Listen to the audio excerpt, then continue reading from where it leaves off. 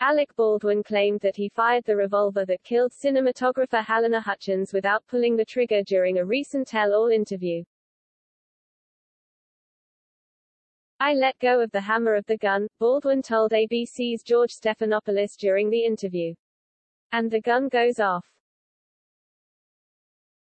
Weapons armorer Brian W. Carpenter told Fox News Digital that pulling the hammer back and releasing it, causing the gun to fire, is still considered a negligent discharge.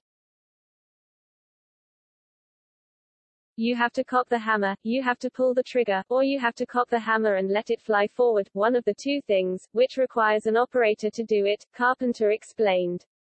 "And if an operator is doing it, then they're in control of the weapon.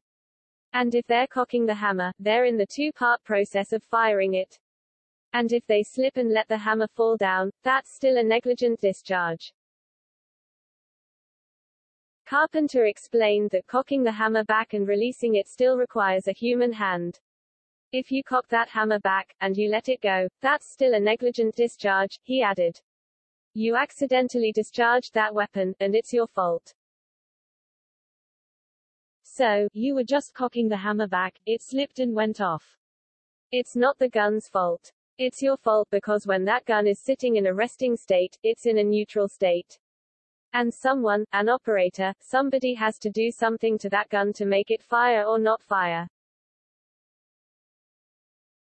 Tom Gresham, host of Gun Talk Radio and firearms expert, told Fox News Digital that two things could have happened for the revolver to fire without Baldwin pulling the trigger. "The first is that there is a mechanical problem with the revolver," Gresham explained. "The investigators will determine this. The other very slight possibility is that he released the hammer before it was cocked fully," Gresham added. "Several other things would have to go wrong for this to fire the gun. I ranked this as beyond highly unlikely." The Santa Fe Sheriff's Department confirmed to Fox News Digital it is awaiting results from the FBI which would shed light on how the gun could have been fired. "Guns don't just go off," Sheriff Dan Mendoza told Fox News Digital.